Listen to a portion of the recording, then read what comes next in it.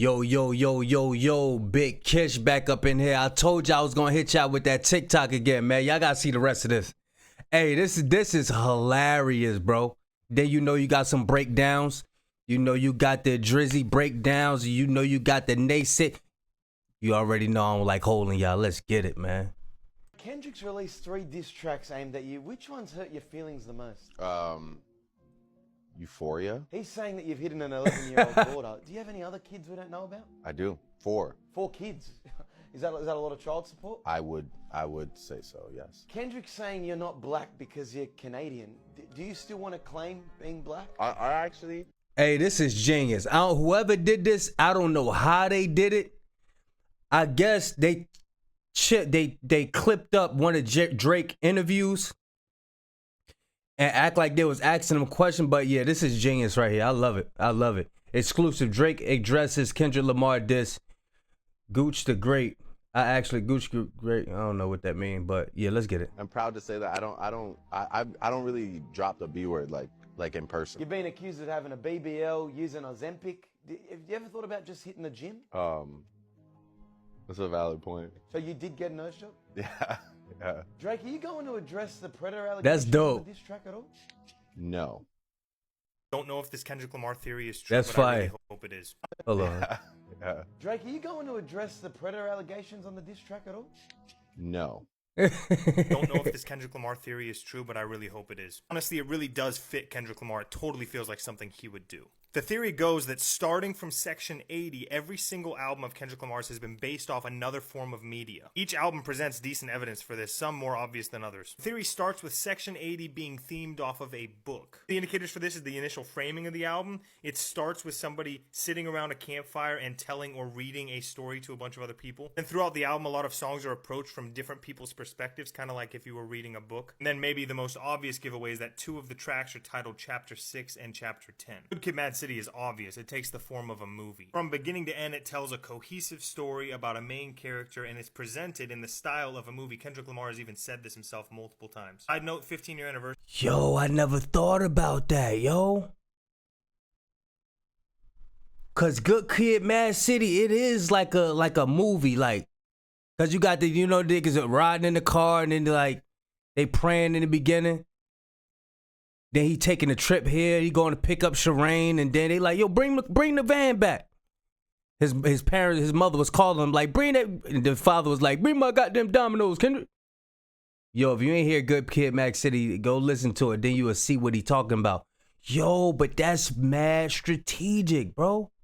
For this album is coming up soon. I hope that one day we actually get a movie adaptation for this story. I think it would be so compelling. TPAB is also obvious. It's a letter or a poem, you could say. And you can hear it after every track. He tells a little bit more of this poem, and then finally at the very end of the album, he reads the poem in its entirety to Tupac. Also, the themes and messaging throughout the album lends itself to this theory, and literally on the vinyl version of this release, it says a letter by Kendrick Lamar. Damn is a little more up for debate, but I think it's pretty obviously stylized after a magazine. For starters, the font for the album that do look like a magazine is the exact same font that's used on Time magazine. The fact that every song has catchy titles or one-word names, kind of like headlines. The fun part of this theory, I think, is that it starts off from a really surface level and gets deeper and deeper into Kendrick's thoughts and emotions as you go through the album, finally leading up to the most personal track at the very end of the album being Duckworth. It really highlights the juxtaposition between how life actually is and how media often portrays it. The album gets heavier and heavier the further in you get, kind of like how a lot of people just read the headline of a news article, right, and don't take time to actually dig in and study what's going on.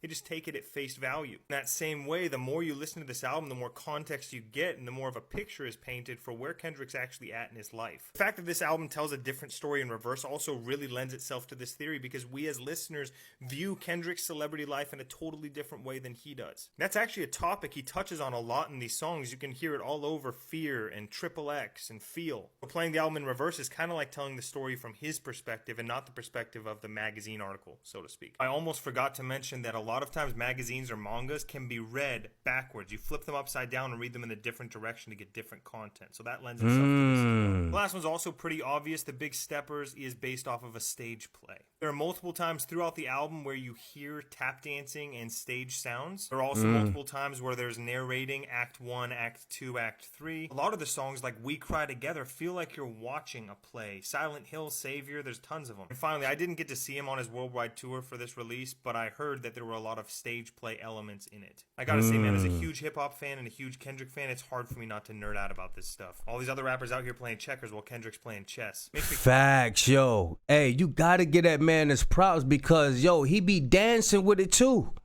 He dance with, like, he get all his choreographers and all of that, get people on stage, and he be stepping and doing, bro, he be moving with it too. Bro, you gotta, man, bro. And this a thing, this another thing in the black community. They always want to call it D-riding, like, yeah, oh, you riding some such that you glazing. But look, we need to give people their flowers while they living, bro. We don't need to wait till they pass away or something tragic happen and then we like, oh, we don't know that. Nah, let's start giving people their flowers while they living, bro. Let's start, start loving the living more, you know what I mean? Because, man, in the black community, it's a lot of hypocrites, bro. We sit up there, we love people when they die. That's when we love, that's when we want to love them. That's when we want to go listen to their stuff. That's when, you know what I mean? Like, come on, Nipsey Hussle, for example. Hey, man, people wasn't even listening to Nipsey Hussle like that, bro, until he passed away. Now, you had some people listening to him that was rocking with him.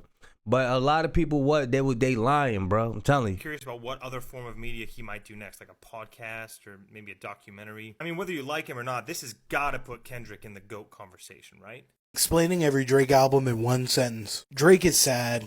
Now Drake is mad. Drake is now mad, but this time at his label. Drake is in a silly, goofy mood with Future. Drake really likes his hometown. Drake is happy where he is in life. Drake isn't hiding his kid from the world. He was hiding the world from his kid. If nobody else is going to drop an album, then I will.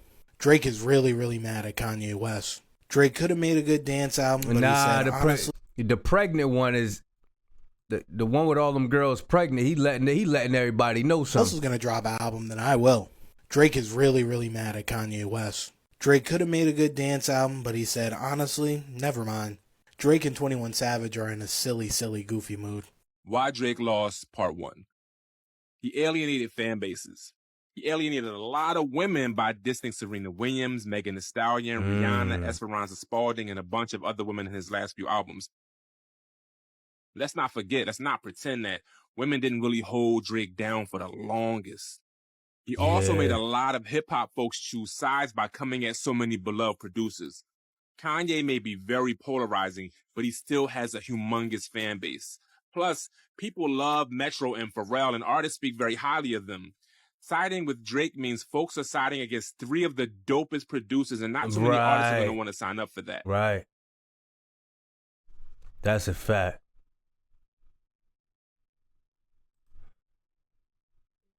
So, are we going to get back to that past the time? But yeah, Big Kiss signing out. Y'all like, comment, subscribe. I'm about to hit you. Stay tuned. I'm about to hit y'all back to back with the next one. Y'all stay tuned. Y'all already know how I give it up.